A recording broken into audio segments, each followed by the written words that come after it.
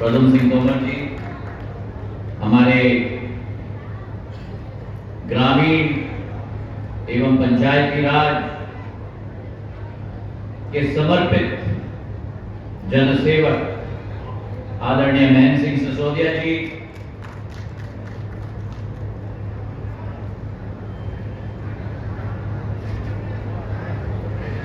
हमारे एक ऐसे विधायक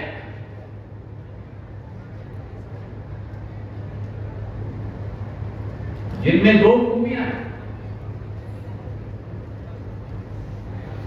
एक खूबी तो ये है कि सिंधिया परिवार की चौथी पीढ़ी देखती है, और दूसरी खूबी ये है कि गोपीलाल जी को झांसी भी लड़ा लो जीत देते हैं।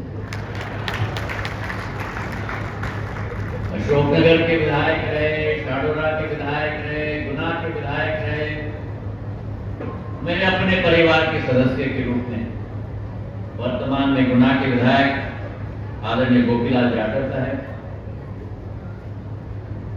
हमारे सूर्य प्रकाश तिवारी साहब, जिनका एक बहुत पुराना संबंध सिंधिया परिवार के साथ रहा है,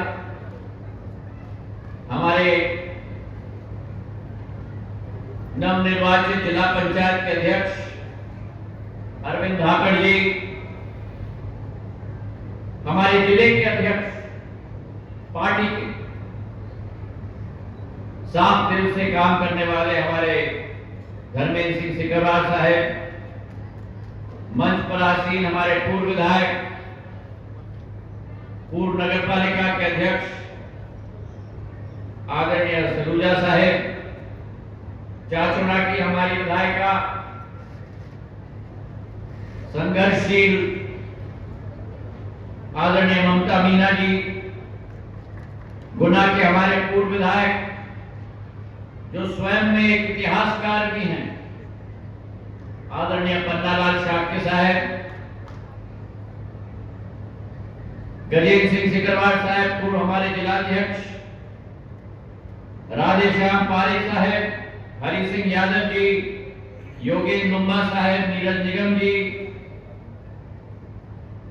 वीरेंद्र धाकड़ जी, हरिराम रघुवंशी जी, शुभम सोनी जी, मंच पर आसीन हमारे समस्त महानुभाव और मेरे सामने बैठी हुई मेरी आन मान और शान और मेरी जीवन की मकसद, मेरे जिगर में बसते हुए मेरे एक एक परिजन जो यहां बैठे हुए हैं, आपको झुककर मेरा प्रणाम।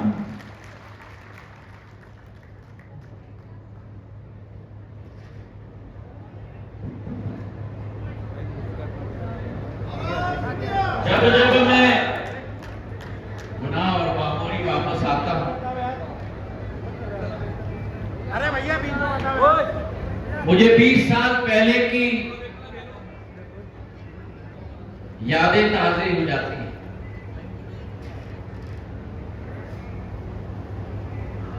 कभी कभी यकीन नहीं आता मुझे कि 20 साल गुजर गए, पर आज भी मैं याद करता हूं 2002 में जब पहली बार आपके समक्ष, आपके प्यार के लिए, आपके आशीर्वाद के लिए, आपके परिवार के सदस्य के रूप में आपके समक्ष में मैं उपस्थित था, तो जब इस गुना, शिवपुरी और अशोकनगर संपूर्ण क्षेत्र की जनता ने इस बालक को और इस बालक पर जो विश्वास जताया, जो प्रेम आपने मुझे दिया, जो आशीर्वाद आपने मुझे दिया, मेरे जीवन के अंतिम सांस तक मेरी रोम रोम, मेरे खून का एक एक कतरा आपका ऋणी रहेगा। मैं बार बार कहता हूं कि इस माटी के साथ, इस क्षेत्र के साथ और आप एक एक के साथ,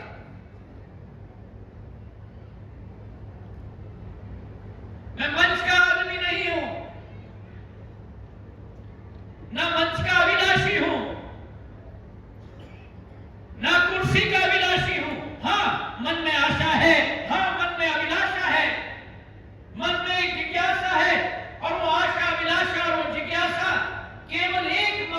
उद्देश्य के साथ कि आपके एक एक के दिल में अगर छोटा भी स्थान में पा पाऊं तो मैं अपना जीवन को सफल मानता हूं। सिंधिया परिवार की एक लंबी परंपरा है। परंपरा राजनीति की नहीं, परंपरा कुर्सी की दौड़ की नहीं, परंपरा है तो इस माटी की सेवा करने की परंपरा है, जन जन और गरीब के विकास और उत्थान करने की परंपरा है। और वही मैंने अपने जीवन का लक्ष्य माना।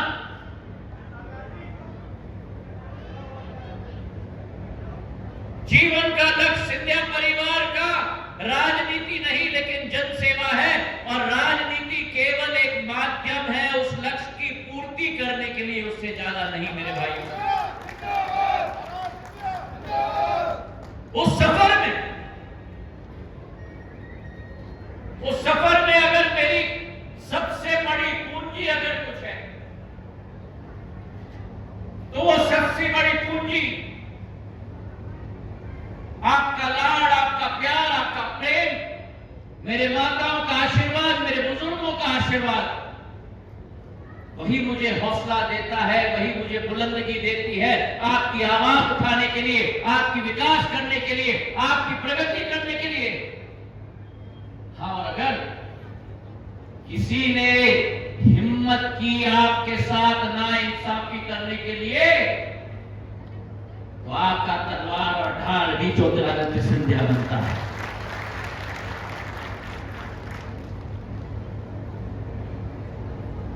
आज जब बल्लापुर के गांव में हम उपस्थित हैं, 20 साल पहले का बल्लापुर का गांव मैं याद रखता हूं।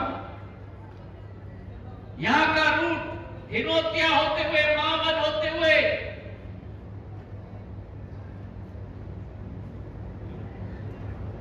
देवेंद्र सिंह जी की गांव धमनार होते हुए, न्याना होते हुए, उस हाईवे तक, जिस हाईवे पर आप और हम जाम में अटक जाते थे, 2-2 लेन का हाईवे होता था। 3,500 करोड़ रुपए की राशि के आधार पर उसको 6 लेन का हाईवे मैंने बना दिया। आज इंदौर पहुंचने में 3.5 घंटे में मेरी जनता पहुंच सकती है।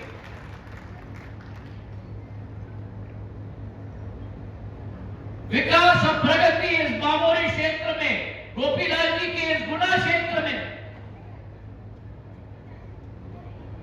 बामोरी की क्षेत्र क्या वो आखिरी गांव, मुझे आज भी याद है, जोरी गांव, राजस्थान के बॉर्डर पर, जहां बिजली का एक बल्ब भी नहीं होता था।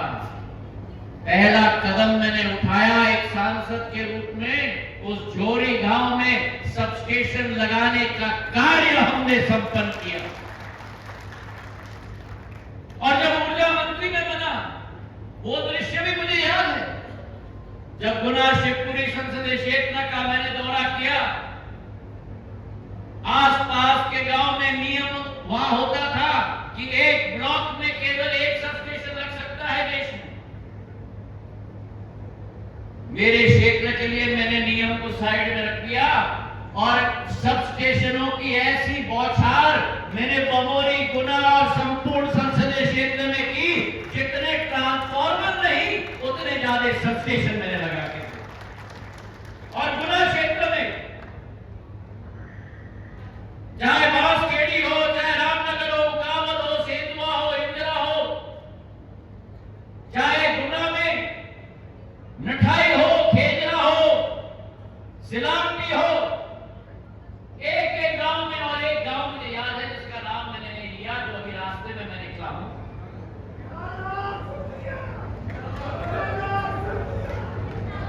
जब आसपास के गांव में सबस्टेशन लग गया, और संभव नहीं है कि हर एक गांव में मैं सबस्टेशन दूं, तो उस हिनोतिया गांव में एक शख्स मेरी गाड़ी के सामने ले गया और कहा कि सिंधिया जी मैं नहीं उठने वाला जब तक सबस्टेशन न मिले। आज उस हिनोतिया में भी सबस्टेशन लग चुकी है।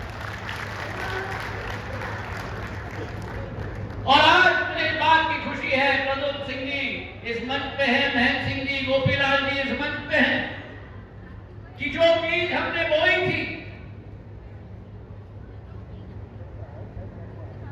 जिस क्षेत्र में बिजली की किल्लत होती थी, 2008-9 में हमारे मध्य प्रदेश को केवल छत्तीसगढ़ राज्य से बिजली मिलती थी।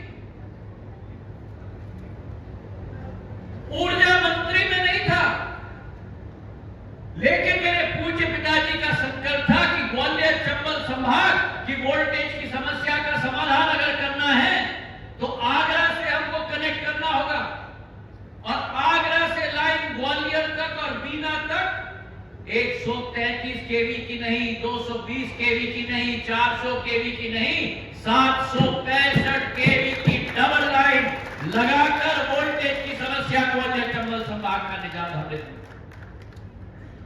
और आज ये भव्य सबस्टेशन दिखता तो है मेरे इस्पात का बना हुआ है, और इसमें करंट है, ढांचा लगता है जैसे हड्डी पसली होती है, पर मेरे भाइयों और बहनों, ये भविष्य का संयंत्र है जिसके आधार पर मेरा बमोरी, मेरा गुना, मेरा शिवपुरी पंजाब बन जाएगा, पंजाब बन जाएगा। 600 करोड़ रुपए की योजना केंद्र सरकार और राज्य सरकार मिलकर 400 केवीए का ये सबस्टेशन, अगर किसी गांव में वोल्टेज की समस्या हो, वो वोल्टेज की समस्या का समाधान सदैव आपकी पीढ़ी नहीं, लेकिन आने वाले पीढ़ियों के लिए भी हो जाएगी, और पूरे क्षेत्र में 24 लाख लोगों को इसका लाभ मिलने जा रहा है मेरे भाइयों। ये विकास और प्रगति होती है। प्रधानमंत्री नरेंद्र मोदी जी के नेतृत्व में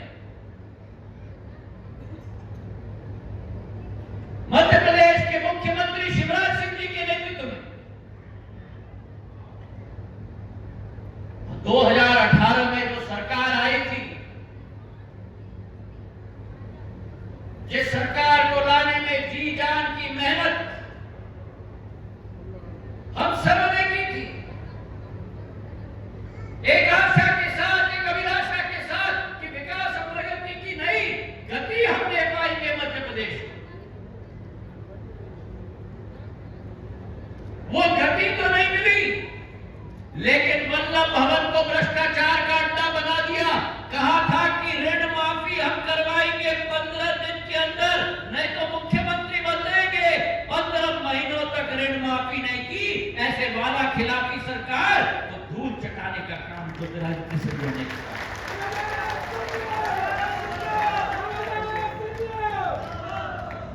अब मैं यहां दिलाना चाहता हूं, क्योंकि समय निकलने में चुटकी भर लगता है, 20 साल निकल गए।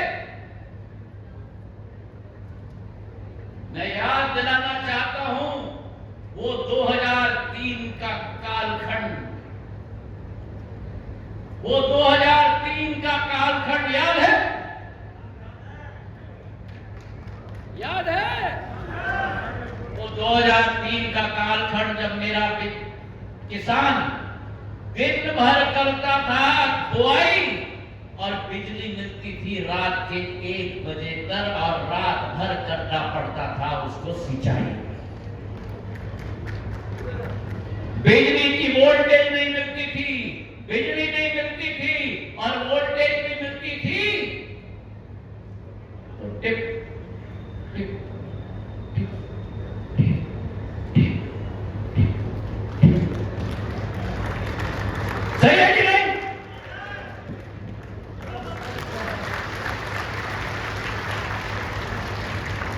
न बिजली न पानी, और सड़कों का तो क्या हाल था भैया।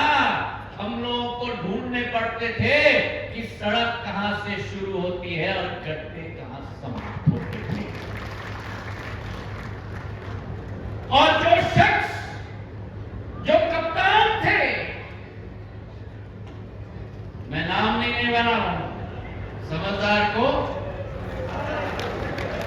समझदार को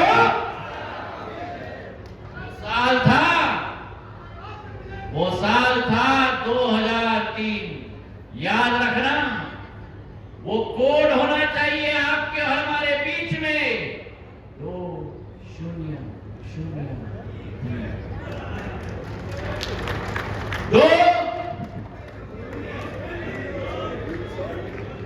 2003 और 2018 की सरकार बनी तो उनका तो एक ही मकसद था कि खुल जा सिमसम। और मेरा आपसे एक ही अनुरोध है, अमिताभ बच्चन की टेलीविजन की प्रोग्राम है और वो कांग्रेस पे सही फिट होता है। केबीसी, कौन बनेगा करोड़पति। और उस सीरियल में क्या कहा जाता है? एक मैं आपसे निवेदन करना चाहता हूं, कोड 2003। और उस प्रोग्राम में कहा जाता है उत्तर के बाद लॉक किया जा रहा है। तो दो चीज याद रखना, 2003 और मैंने लिखा। तो आज मेरे भाई और बहनों, वो सदी हमें नहीं भूलना है, वो अत्याचार का समय नहीं भूलना है, वो भ्रष्टाचार का समय नहीं भूलना है। डबल इंजन की सरकार मोदी जी की और मुख्यमंत्री शिवराज सिंह जी की जन कल्याण की सरकार, जन जन की सरकार, आपकी सरकार, इस विकास यात्रा में एक एक प्रशासन का व्यक्ति आपके साथ चल रहा है। राशन कार्ड बन रहा है, गरीबी रेखा की सूची बन रही है, आयुष्मान कार्ड बन रहा है, प्रधानमंत्री जी है। कहा जाता है कि मोदी है तो मुमकिन है। आयुष्मान कार्ड एक एक व्यक्ति के लिए 5-5 लाख रुपए की राशि स्वास्थ्य की सेवा के लिए प्रधानमंत्री जी के नेतृत्व में, एक एक किसान के लिए किसान सम्मान निधि के आधार पर एक एक किसान के खाते में 6,000 रुपया पहुंचाने का काम अगर किसी ने किया है तो भारत माता के बेटे नरेंद्र मोदी जी ने करके दिखाया है। और मध्य प्रदेश में शिवराज सिंह जी ने 6,000 में 4,000 रुपए जोड़कर उसे 10,000 रुपए कर दिया है। मेरी महिलाओं के बारे में किसी ने सोचा तो केवल प्रधानमंत्री नरेंद्र मोदी जी ने सोचा। जिस प्रधानमंत्री जी ने यह निर्णय लिया कि जो मेरी महिलाएं घर के अंदर लकड़ी लेकर खाना बनाती हैं, रोज अपने फेफड़ों में 100 सिगरेट का धुआं लेती हैं, वो लकड़ी जलाकर वो समाप्त करने के लिए उनकी स्वास्थ्य की चिंता करते हुए उज्ज्वला योजना में 8 करोड़ महिलाओं को गैस का सिलेंडर पहुंचाने का काम प्रधानमंत्री ने किया।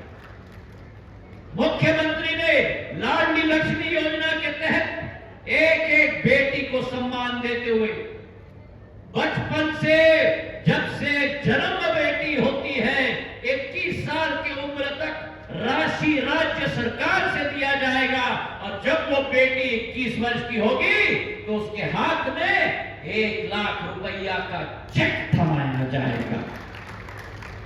ये भारतीय जनता पार्टी की सोच है, अंत्योदय की सोच है, आखिरी गरीब का विकास हो। ये भारतीय जनता पार्टी का प्रण है जो दीनदयाल उपाध्याय और श्यामा प्रसाद मुखर्जी जी ने हमको शपथ दिलवाया था और जीवन की आखिरी सांस तक एक एक भाजपा का कार्यकर्ता उसी भावना के आधार पर आपकी सेवा करता रहेगा। मुख्यमंत्री ने अब नई योजना की शुरुआत की है। लाडली लक्ष्मी के बाद लाडली बहिना की योजना, जहां एक एक बहिना के खाते में 1,000 रुपया प्रति माह पहुंचाया जाएगा। मध्य प्रदेश के 1 करोड़ 20 लाख महिलाओं के खाते में 12,000 रुपया हर वर्ष पहुंचाया जाएगा। ये अगर कल्याण किया है तो मुख्यमंत्री शिवराज सिंह चौहान ने करवाया है।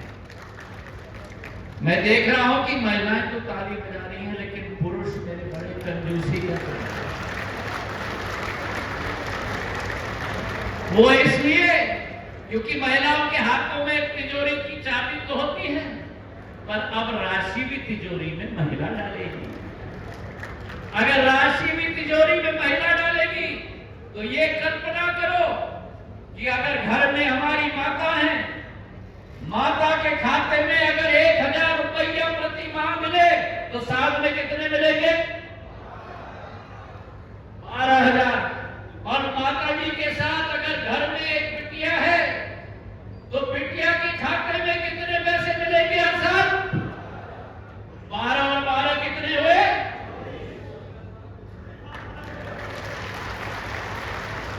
अभी भी महिलाएं ज्यादा ताली बजा रही हैं।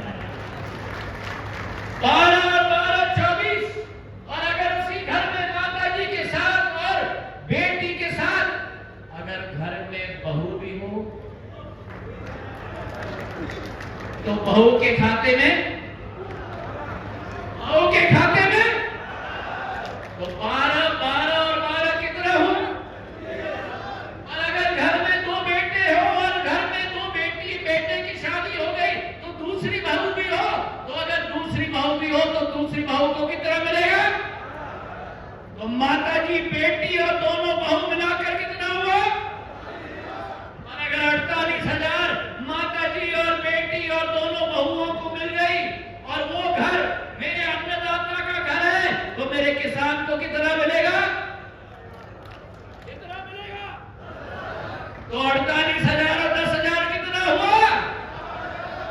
ये प्रधानमंत्री मोदी जी का कमाल और शिवराज सिंह जी का कमाल है कि एक एक घर में हर महीना और हर अन्नदाता को राशि पहुंचाया गया। ये असली विकास है मेरे भाई और बहनों। आज आपसे मैं निवेदन करना चाहता हूं कि आने वाले समय में चुनाव आ रहे हैं। आपको पहचानना होगा कि आपका हितैषी कौन है। आपको पहचानना होगा कि आपका सेवक कौन है। आपको पहचानना होगा कि आपका विकास कौन कर रहा है। भारतीय जनता पार्टी आपकी सेवा के लिए तत्पर है। भारतीय जनता पार्टी के कार्यकर्ता के रूप में ज्योतिरादित्य सिंधिया जीवन भर आपके लिए उपस्थित है। इन्हीं शब्दों के साथ धन्यवाद।